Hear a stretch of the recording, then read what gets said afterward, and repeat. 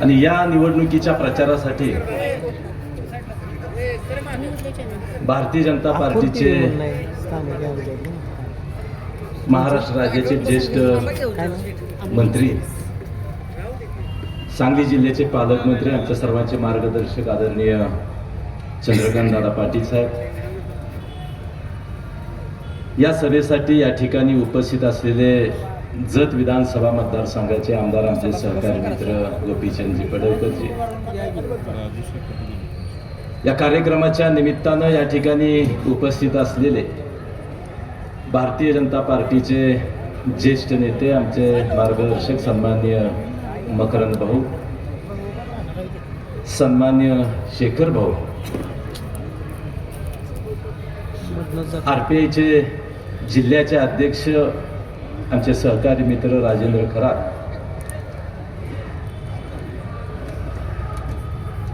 आमचे सहकारी मित्र ब्रह्मानंदजी पडळकर, जिल्ह्यातून आलेले सर्व भारतीय जनता पार्टीचे सर्व नेते मंडळी,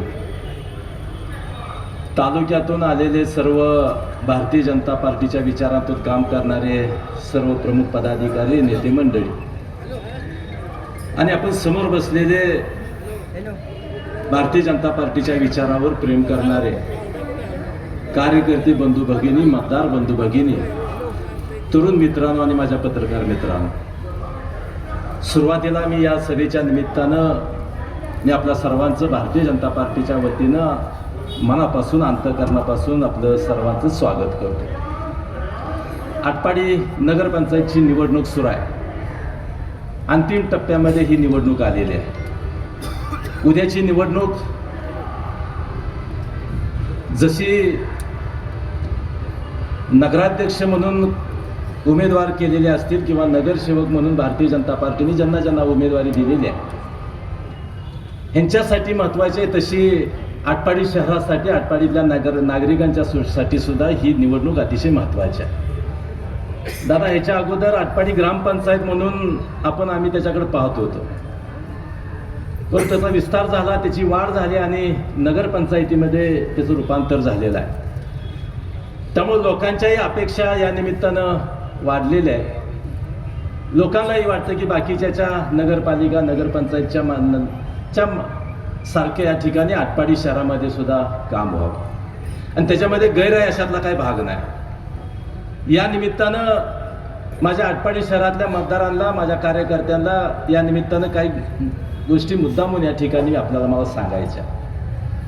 आपल्या ज्या विकासाच्या कल्पना आहेत आटपाडी शहर म्हणून, या आटपाडी शहरातले रस्ते कसे असावेत, आटपाडी शहरातली गटार व्यवस्था कशी असावी, आटपाडी शहरातली लाईटची व्यवस्था कशी असावी, आटपाडीतले स्वच्छतेची व्यवस्था कशी असावी, अनेक कल्पना लोकांच्या आहेत. परंतु हे सगळं करत असताना आता निवडणूक आहे म्हणल्यावर प्रत्येकजण पार्टी, प्रत्येक उमेदवार आपल्या समोर येणार आहे, आपली भूमिका लोकशाहीच्या पद्धतीनं मांडणार आहे. परंतु या निमित्तानं मी आपल्याला मुद्दामून जाणीव करून देणार आहे की ह्या सगळ्या कल्पना विकासाच्या पूर्ण व्हायच्या असतील तर त्या भाषणं देऊन होत नाहीत, नुसता प्रचार करून होत नाहीत.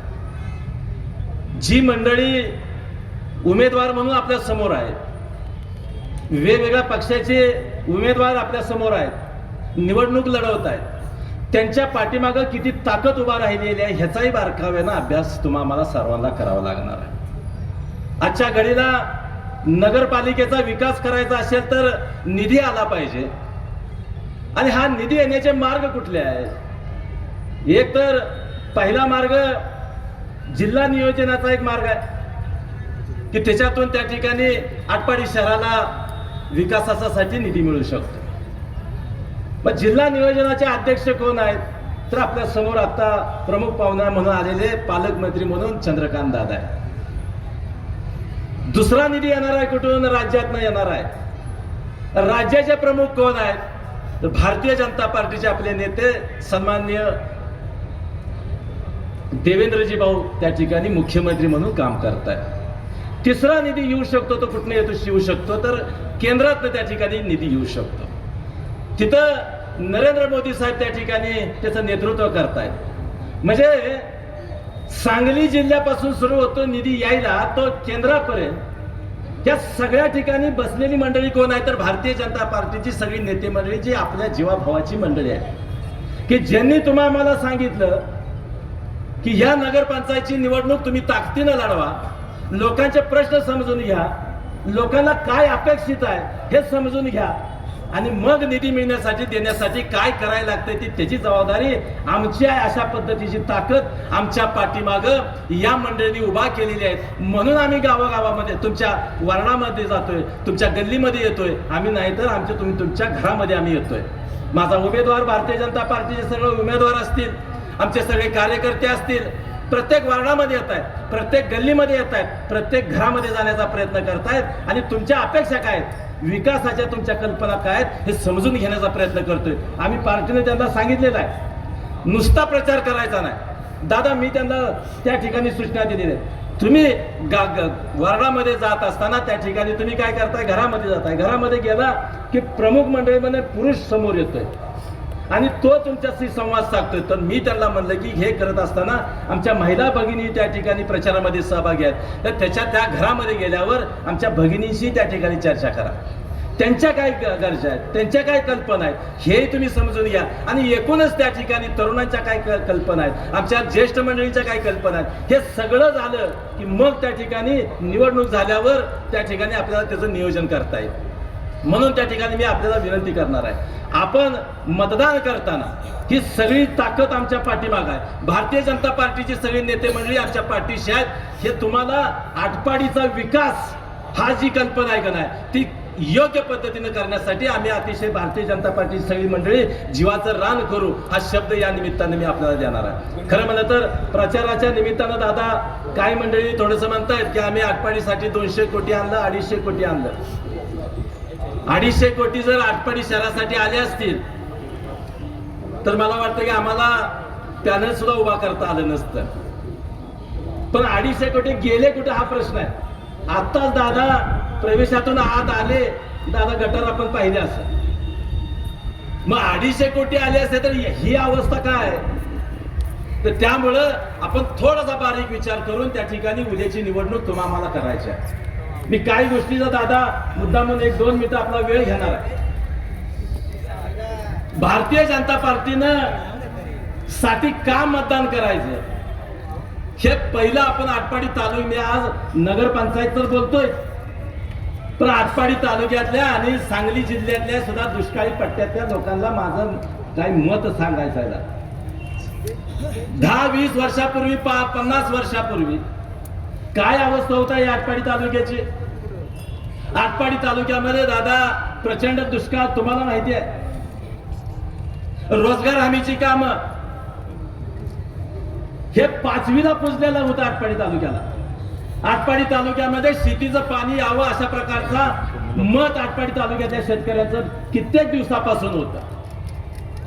आम्हाला राबायची तयारी आहे, कष्ट करायची तयारी आहे, परंतु दुर्दैवानं या भागामध्ये पाऊस पडत नाही, या भागामध्ये प्रचंड दुष्काळ असतो आणि त्यासाठी त्या ठिकाणी शेतीसाठी पाणी मिळावं अशा प्रकारची भूमिका तुमची आमची सगळ्यांची होती. आपण गेली 50-60 वर्ष ज्या सत्तेच्या पाठीमागे राहिलो, ज्या लोकांना राजकारणामध्ये समाजकारणामध्ये ताकद दिली, त्या काँग्रेसनं तुम्ही आम्हाला काय दिलं ह्याचा जर बारीक विचार आपण केला आणि या 5-10 वर्षामध्ये भारतीय जनता पार्टीने तुम्ही आम्हाला काय केलं ह्याचा जर बारीक विचार केला तर तुमचं मत 100% भाजप शिवाय आणि कमळाशिवाय दुसरीकडे जाणार नाही अशी मला खात्री आहे. मित्रांनो तुम्हाला माहिती आहे आता इथं ज्येष्ठ मंडळी बसलेली आहेत, इथं आमची काय पत्रकार मंडळी आहेत की गेली 10-20 वर्ष या क्षेत्रामध्ये काम करतायत. काय अवस्था होती हो. दर वर्षी गेल्या 2 वर्ष झालं की त्या ठिकाणी दुष्काळ पडलेला आहे, प्यायला पाणी नाही, रोजगार हमीची कामं चालू आहेत. आमच्या डोक्यावरचं पाटी आणि खोऱ्या गेली 50 वर्ष कोणी काढू शकलं नाही दादा. रोजगार हमीवर काम करायचं आहे. 2 वर्ष झाले की टँकरनं पाणी प्यायचं, ही भूमिका ही सातत्यानं या ठिकाणी तुमच्या आमच्यावर प्रसंग होते. पण तुम्हाला कल्पना आहे का या मुद्द्यावर आजपर्यंत कितीतरी निवडणुका लढवल्या गेल्या दादा. जिल्हा परिषदेची असेल, पंचायत समितीची असेल, विधानसभेची असेल, लोकसभेची असेल, दुर्दैवानं या मुद्द्यावर कोणी हात घातला नाही. या निमित्तानं दादा मी आपल्याला सांगू इच्छितो, 1990 साली टेंबू योजनेची मांडणी त्या ठिकाणी झाली. अनिल भाऊंनी त्या ठिकाणी या योजनेची मांडणी केली का तर केली. 5 वर्ष आम्ही संघर्ष केला काँग्रेसच्या राजवटीमध्ये की आम्हाला शेतीसाठी पाणी द्या, आम्हाला प्यायला पाणी मिळत नाही, आम्हाला शेतीचा प्रॉब्लेम आहे या ठिकाणी. परंतु 5 वर्ष पुन्हा त्याच्यावर दुर्लक्ष केलं, सोयीस्कर दुर्लक्ष केलं गेलं. पुन्हा युतीचं 95ला शासन आलं आणि त्या वेळेमध्ये या टेंबू योजनेला मान्यता मिळाली. भारतीय जनता पार्टी आणि शिवसेनेचं राज्य आल्यावर या टेंबू योजनेला मान्यता मिळाली आणि त्या ठिकाणी या कामाला सुरुवात झाली. पैसे नव्हते दादा, परंतु याच मैदानावर समोर जोशी साहेब, मुंडे साहेबांची सभा घेतली आणि फंड्स त्या ठिकाणी विक्रीचा शुभारंभ झाला. या इथे समोरच शेअर्सचा विक्रीचा शुभारंभ झाला, त्यातनं पैसे गोळा झाले आणि त्या ठिकाणी काम सुरू झालं. मित्रांनो, भारतीय जनता पार्टी शिवसेनेचं राज्य होतं 95 ते 2000 साली. त्यावेळी या कामाला गती मिळाली आणि परत दुर्दैवानं आमचं सरकार पडलं आणि पुन्हा काँग्रेसचं बाकीच्या विचारांचं सरकार आलं. पुन्हा टेंबू योजनेचं काम बंद पडलं. लक्षात घ्या तुम्ही. पुन्हा 4-5 वर्ष आम्ही संघर्ष केला, काय झालं पाहिजे, काय केलं पाहिजे. परंतु दुर्दैवानं दादा आमच्या समोर अशी मांडणी होत होती की तुम्हाला या टप्प्यात पश्चिम महाराष्ट्रातल्या सिंचनाला राज्य सरकारला पैसे देता येत नाहीत, अशा प्रकारची मांडणी आमच्या समोर होत होती. का देता येत नाही तर विदर्भ आणि मराठवाड्यामध्ये सिंचनाचा त्या ठिकाणी बॅकलॉग आहे आणि म्हणून पश्चिम महाराष्ट्रामध्ये जास्त काम झालंय. त्यामुळे पश्चिम महाराष्ट्राला राज्य सरकारच्या वतीनं पैसे देता येत नाहीत, अशा प्रकारची भूमिका राज्य सरकार मांडत होतं. इतकी वर्ष आम्ही म्हणतो आम्हाला पाणी द्या, पाणी द्या. प्रत्येक वेळा म्हणायची तुम्हाला पैसे देता येत नाहीत, कारण तुम्हाला पैसे द्यायला त्या ठिकाणी अनुशेषाची अडचण आहे. परंतु पुन्हा आपल्या सर्वांच्या सुदैवानं 14ला भारतीय जनता पार्टीचं सरकार आलं. लक्षात घ्या, भारतीय जनता पार्टीचं सरकार आलं. सुदैवानं या मतदारसंघाचे खासदार सुद्धा त्या ठिकाणी भारतीय जनता पार्टी झाले. दादा हा विषय अतिशय महत्वाचा आहे. 14ला ज्यावेळी आपलं सरकार आलं या राज्यामध्ये आणि केंद्रामध्ये त्या ठिकाणी पुन्हा भारतीय जनता पार्टीचं मोदी साहेबांच्या नेतृत्वाखाली सरकार आलं. लक्षात घ्या. आणि त्यावेळेस सुद्धा ही मागणी झाली की आमच्या या पाण्याचं काय होणार, आमच्या या योजनेचं काय होणार, आमच्या या मूळ प्रश्नाचं काय होणार. हा मुद्दा समोर आला आणि त्या ठिकाणी हा विषय या जिल्ह्याचे त्यावेळेचे पालकमंत्री चंद्रकांतदादा होते, राज्याचे मुख्यमंत्री फडणवीस साहेब होते, देशाचे पंतप्रधान 14चं बोलतोय मी, 14-15चं बोलतोय मी, मोदी साहेब होते. आणि मग या सगळ्यांच्यावर अभ्यास झाला आणि ह्या सगळ्या नेते मंडळींनी, भारतीय जनता पार्टीच्या नेते मंडळींनी हा विषय केंद्रामध्ये नेला आणि केंद्राच्या मंडळींना सांगितलं की या पश्चिम महाराष्ट्राच्या ह्या दुष्काळी पट्ट्यामध्ये 60% कामं झालेली आहेत सिंचनाची. आता थोडक्यासाठी कामं थांबलेत आणि राज्य सरकारला त्या ठिकाणी अडचण आहे, अनुशेषामुळे आम्हाला फंड्स देता येत नाहीत.